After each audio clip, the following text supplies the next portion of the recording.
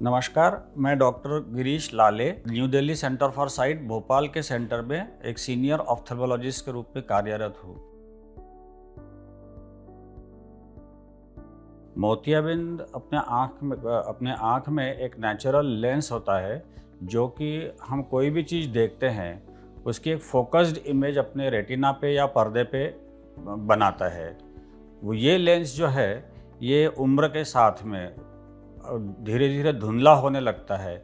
उसमें जो प्रोटीन्स होते हैं वो थोड़े डीनेचरेशन की वजह से धुंधले पड़ने लगते हैं, जिससे हम जो भी चीज़ देखते हैं वो धीरे धीरे धुंधली दिखाई देने लगती है और इसी को हम मोतियाबिंद कहते हैं। उम्र के अलावा भी मोतियाबिंद के कई और कारण होते हैं, जैसे कि कोई शरीर में मेटाबॉलिज्म संबंधी डिजीज़ है जिसे हम डायबिटीज़ के रूप में जानते हैं, उसमें भी मोतियाबिंद बहुत जल्दी होता है।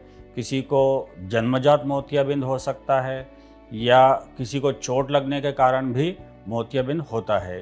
तीसरा एक और कारण है, कुछ ड्रग जो होते हैं जैसे स्टेरॉइड्स है, स्टेरॉइड्स का इनएडवर्टेंट यूज़ होता है किसी भी रूप में, गोलियां हो चाहे इंजेक्शन हो चाहे ड्रॉप्स हो, तो उनमें भी मोतियाबिंद होने की संभावना अत्यधिक बढ़ जाती है।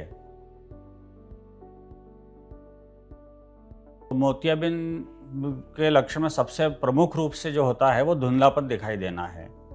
किसी किसी का चश्मे का नंबर बार बार बदलता है, जैसे जैसे मोतियाबिंद बढ़ता है तो नंबर में बार बार परिवर्तन होता है।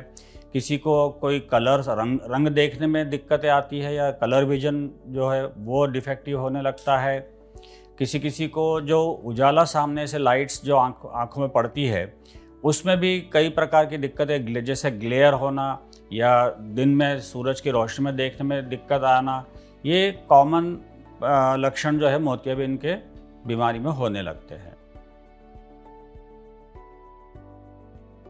जहाँ तक मोतियाबिंद के इलाज का प्रश्न है, मोतियाबिंद का इलाज केवल और केवल ऑपरेशन होता है।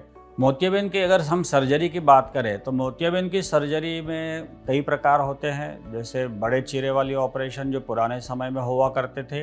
तो एक प्रकार है जिसे हम फेकोएमल्सिफिकेशन कहते हैं, जिसपे 2 मिलीमीटर से भी कम चीरे में मोतियाबिंद का ऑपरेट करके और अंदर कृत्रिम लेंस प्रत्यारोपित किया जाता है। जहाँ तक मोतियाबिंद की सर्जरी जो पुराने समय में रिस्टोरेटिव सर्जरी या विजन रिस्टोरेशन सर्जरी हुआ होती थी, आजकल वो करेक्टिव या रिफ्रैक्टिव सर्जरी के रूप में भी जानी जाती है, क्योंकि जिसमें चश्मे के ऊपर जो निर्भरता है ऑपरेशन के पश्चात वो कम से कम हो जाती है।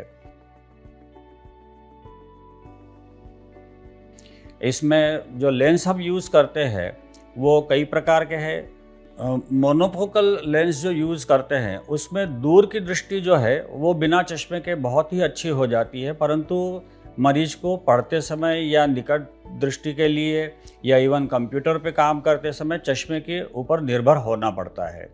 परंतु बाइफोकल, ट्राइफोकल या मल्टीफोकल लेंसेस है या इवन एडवांस्ड मोनोफोकल जो लेंसेस है उसमें दूर दृष्टि के साथ साथ इंटरमीडिएट डिस्टेंस जो है वो भी बहुत ही अच्छा बिना चश्मे द्वारा आ जाता है। केवल और केवल बारीक अगर कोई चीज़ बहुत ही देर तक देखना हो तो ही चश्मे के, वो भी कम नंबर के चश्मे की आवश्यकता पड़ती है। मल्टीफोकल जो लेंसेस होते हैं, मल्टीफोकल लेंसेस में भी जो चश्मे के ऊपर निर्भरता है वो लगभग समाप्त हो जाती है। सो जो आम गृहिणियाँ हैं, जो घर के काम जिनको ज़्यादा करना पड़ते हैं, उनके लिए मल्टीफोकल लेंसेस बहुत ही अच्छे होते हैं। मुख्यतया मैं सभी दर्शकों से निवेदन करना चाहूँगा कि वे अपनी आँखों की जांच जो है समय समय पर और निकट में जो भी आपके आई हॉस्पिटल है या आई स्पेशलिस्ट है वहाँ कराते रहें।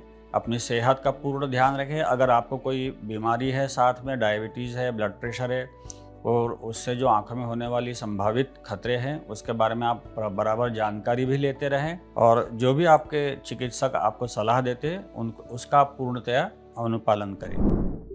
Follow Center for Sight and post your queries to get answers from the experts.